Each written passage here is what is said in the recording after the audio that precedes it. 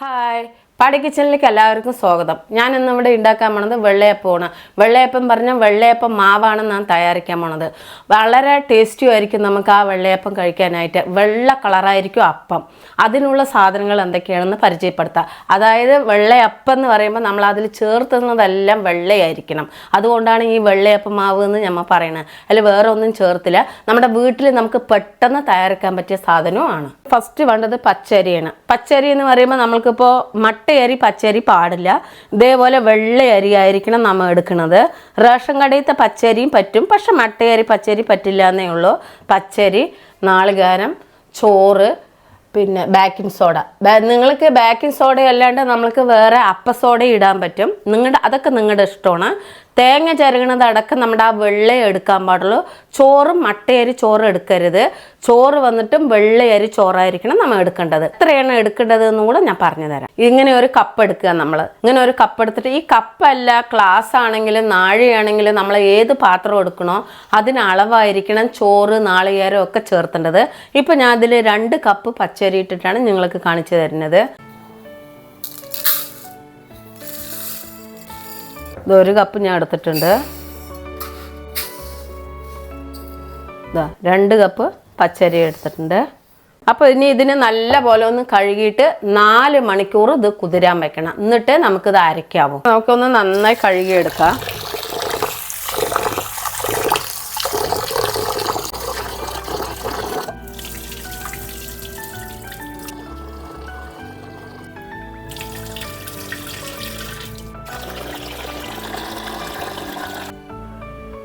അപ്പം അങ്ങനെ ഞാനൊരു 3-4 പ്രാവശ്യം കഴുകിയിട്ടുണ്ട്.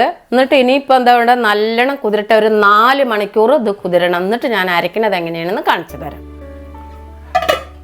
ഒരു 4 മണിക്കൂർ കഴിഞ്ഞിട്ട് നമുക്ക് കാണാം. അപ്പം അങ്ങനെ 4 മണിക്കൂർ കഴിഞ്ഞു. നമ്മുടെ അരി ഒന്ന് നോക്കാം. നല്ലപോലെ കുതിർന്നിട്ടുണ്ട്. നമുക്കിതിൻ്റെ വെള്ളം ഒന്ന് കളയാം. അപ്പോൾ അതിൻ്റെ വെള്ളമൊക്കെ നല്ലപോലെ വാർത്ത് കളഞ്ഞിട്ടുണ്ട്. നോക്കിക്കോളൂ. ഇനി നമുക്ക് അടുത്തതായിട്ട് വേണ്ടത് എന്താണ്, 1 കപ്പ് ചോറ്. ചോറ് വെള്ളയായിരിക്കണം, ഞാൻ പ്രത്യേകം പറയുന്നുണ്ട്.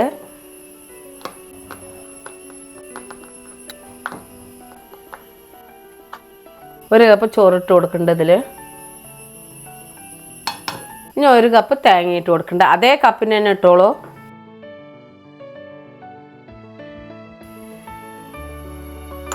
ഇതാ 1 കപ്പ് തേങ്ങയും കൂടെ ഇട്ട് കൊടുക്കണ്ടേ. ഇപ്പം നമ്മൾ ഇങ്ങനെ അരയ്ക്കുകയാണെങ്കിൽ അത് മൊത്തം നമ്മൾ ഗ്രൈൻഡറിൽ കൊട്ടി അരയ്ക്കുക. ഇല്ല, എല്ലാ കുട്ടികളും ഇപ്പോൾ ഒക്കെ ടേബിൾ ടോപ്പാണല്ലോ, അതിലാണെങ്കിൽ ഇങ്ങനെ കൊട്ടി കൊടുത്താൽ മതി.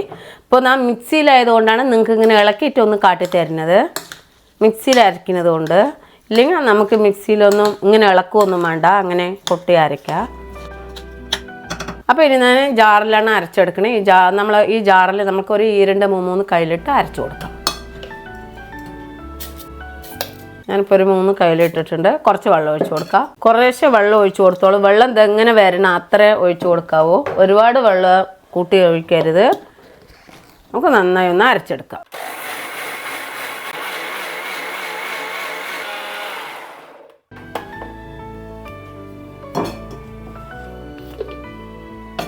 നല്ലപോലെ അരഞ്ഞിട്ടുണ്ട്. നോക്കിക്കോളൂ. ഇങ്ങനെ അരയണം. ഇത്ര വെള്ളവും ഇരുന്നോട്ടെ. അപ്പോൾ നമുക്കിതുപോലെ കുറച്ചിട്ടിട്ട് നല്ലപോലെ ഒന്ന് അരച്ചെടുത്തിട്ട് കാണാം. അപ്പോൾ അങ്ങനെ അവസാനമായി അതും കൂടെ ഒന്ന് അരച്ചെടുക്കട്ടെ.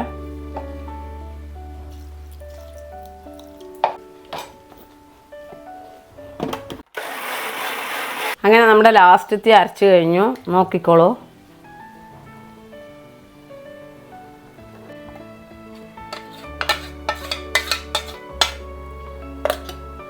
അങ്ങനെ നമ്മുടെ മാവൊക്കെ അരച്ച് റെഡി ആയി കഴിഞ്ഞു. ഇനി നമുക്ക് ഇട്ട് കൊടുക്കേണ്ടത് എന്താണ്, ഉപ്പിട്ട് കൊടുക്കുക.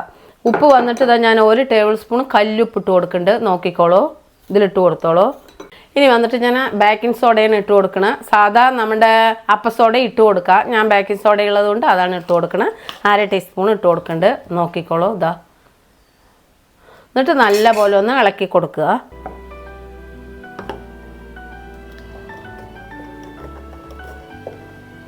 ഇത്രയേ പാടുള്ളൂ വെള്ളം. ഇതിന്ന് കൂടാനും കുറയാനൊന്നും പാടില്ല. എന്നാലേ നമുക്ക് അപ്പം ഒഴിക്കുമ്പോൾ കറക്റ്റായിരിക്കുള്ളൂ. നല്ല പോലെ ഇളക്കണം.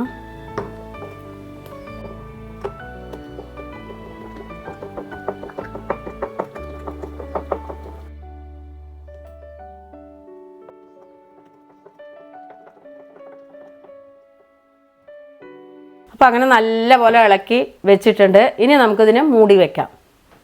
ഒരു കാര്യം എടുത്തു പറയാനുണ്ട്. എന്താണെന്ന് വെച്ചാൽ ഇപ്പോൾ രാവിലെ നമ്മൾക്കിത് ചുടണം എന്ന് വെച്ചാൽ പറ്റില്ല. കാരണം നമ്മൾ രാവിലെ ജോലിക്ക് പോകുമ്പോഴേക്കും അരച്ച് വെച്ചാൽ നമ്മൾക്ക് എന്ത് ചെയ്യുക, വൈകുന്നേരം വന്നാൽ നമുക്കിത് ചൂടാം. എന്താണെന്ന് വെച്ചാൽ അപ്പോഴേക്ക് 8 മണിക്കൂർ, അതായത് രാവിലെ എണീച്ചതും വെള്ളത്തിലിടുമ്പോൾ എന്തായാലും ഒരു 4 മണിക്കൂറോ ഒരു 2.5 മണിക്കൂറോ നമുക്ക് കിട്ടും. അതിൻ്റെ ഉള്ളിൽ ഇത് അരച്ച് റെഡിയാക്കി വെച്ചിരിക്കണം. അപ്പോൾ നമുക്ക് വൈകുന്നേരം വരുമ്പോൾ കുട്ടികൾക്കാണെങ്കിലും നമ്മൾക്കാണെങ്കിലും കഴിക്കാൻ ഈസി ആയിരിക്കും. അത് ജോലിക്ക് പോണവരിൻ്റെ കാര്യം ഞാൻ പറഞ്ഞത്. വീട്ടിലിരിക്കുകയാണെങ്കിൽ പിന്നെ അത് നമുക്ക് പറയേണ്ട കാര്യമില്ല. ജോലിക്ക് പോകുന്ന കുട്ടികളാണെങ്കിൽ ഇതേപോലെ അരച്ച് വെച്ച് നമുക്ക് വെള്ള കളറിൽ തെളിതെളിന്നുള്ള അപ്പം കഴിക്കാൻ പറ്റും. ഞാൻ ഇതിനെ ഒന്ന് മൂടി വെക്കട്ടെ. 8 മണിക്കൂർ കഴിഞ്ഞിട്ടാണ് നമുക്കിനി കാണേണ്ടത്. അപ്പോൾ നമുക്കിതൊന്ന് കവർ ചെയ്ത് വെക്കാം.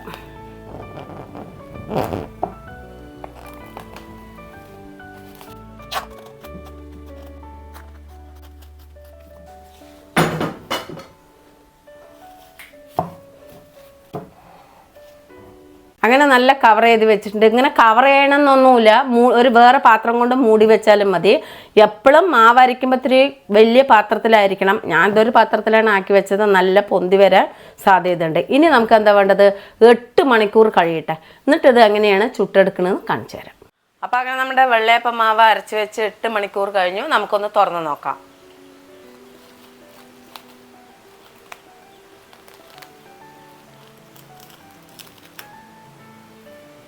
അങ്ങനെ നല്ല പൊന്തി നിറച്ച് വന്നിട്ടുണ്ട്. ഇനി നമുക്ക് നല്ല പോലെ ഒന്ന് ഇളക്കിയെടുക്കാം.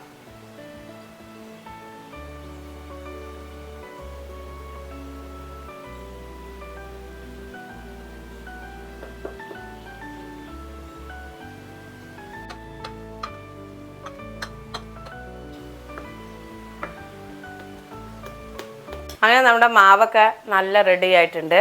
ഇതേപോലെ നമ്മൾ 8 മണിക്കൂറൊക്കെ വെച്ച് മാവ് നല്ല പൊന്തിയിട്ടുണ്ട്. നിങ്ങൾക്ക് ആവശ്യമായിരുന്നു ചുട്ടെടുക്കുക. ബാക്കി നമ്മൾ ഇതേപോലെ നല്ലപോലെ അടച്ചിട്ട് ഫ്രിഡ്ജിൽ വയ്ക്കാവുന്നതാണ്. ഇനി നമുക്ക് എന്ത് ചെയ്യുക, ഗ്യാസ് ഒന്ന് കത്തിച്ചു കൊടുക്കാം.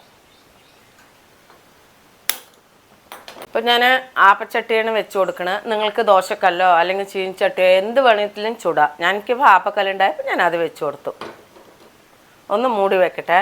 ഈ ആപ്പച്ചട്ടി ഒന്ന് നന്നായി ചൂടാവണം. അപ്പോൾ നമുക്ക് കല്ലൊന്ന് ചൂടായിട്ടുണ്ടോ എന്ന് നോക്കാം. നന്നായി ചൂടായിട്ടുണ്ട്. നമുക്കിനി ഒഴിച്ചു കൊടുക്കാം.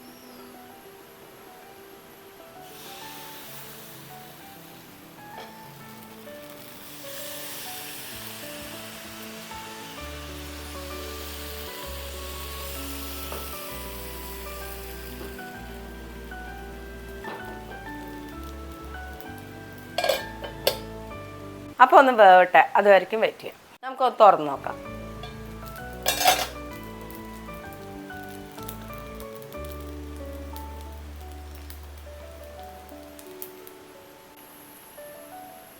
നമുക്കൊന്നും കൂടെ ഒഴിച്ചു കൊടുക്കാം.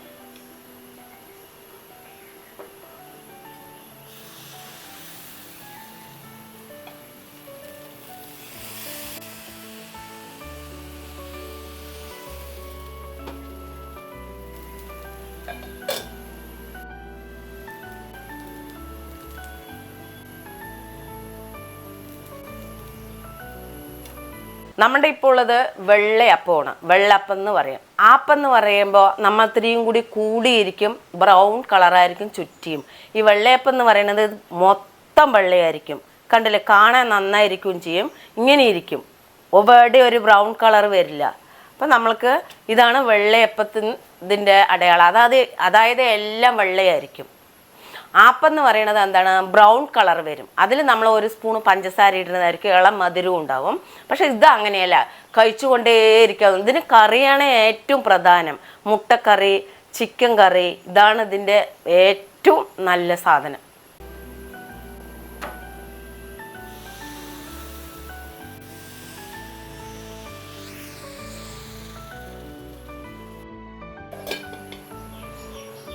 അപ്പോൾ അങ്ങനെ നമ്മുടെ ഫൈസിലെ വെള്ളയപ്പമൊക്കെ ചുട്ട് കഴിഞ്ഞു. നല്ല അടിപൊളിയായിട്ടുണ്ട്. ഒന്ന് വന്ന് കഴിച്ച് ടേസ്റ്റ് ചെയ്ത് നോക്കൂ. നമ്മുടെ വെള്ളയപ്പം ചിക്കൻ കറിയൊക്കെ റെഡി ആക്കിയിട്ടുണ്ട്. ഒന്ന് വന്ന് കഴിച്ച് ടേസ്റ്റ് ചെയ്ത് നോക്കൂ. അടിപൊളി വെള്ളയപ്പം ചിക്കൻ കറി അല്ലേ. ഞാൻ ഒന്നും കൂടുതൽ പറയുന്നില്ല, ജസ്റ്റ് ഒന്ന് കഴിച്ചു നോക്കിയിട്ട് ബാക്കി കാര്യങ്ങൾ പറഞ്ഞുതരാം. അതെ,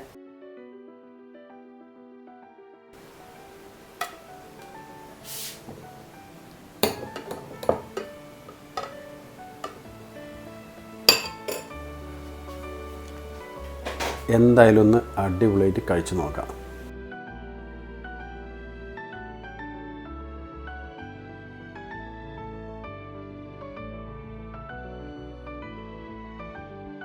എന്താ പറയാ, ഒന്നും പറയല്ല.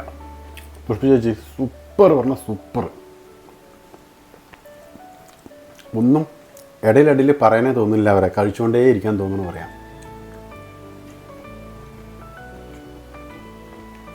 പുഷ്പമ്മ, സംഭവം എന്തായാലും അടിപൊളിയായല്ലോ. ഇതിലേക്ക് ചിക്കൻ കറി മാത്രമല്ലല്ലോ, ചിക്കൻ കറി അല്ലേ, മുട്ടക്കറി, പനീർ കറി, പിന്നെ പീസ് മസാല.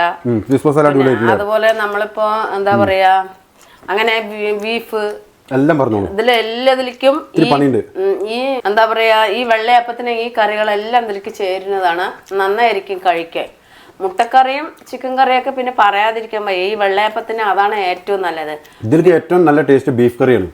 ബീഫ് നല്ല പോലെ നമ്മ ഇപ്പോ ഗ്രേവിയോടെ വെച്ചിട്ടുണ്ട് വെച്ചാൽ ഒരു ആപ്പൊക്കെ നമ്മളിപ്പോ ഈ വെള്ളയപ്പം വന്ന് ഒരു 5-6 ഒക്കെ സുഖമായി കഴിക്കാൻ പറ്റും. ഉണ്ടാക്കാനും എളുപ്പമാണ്.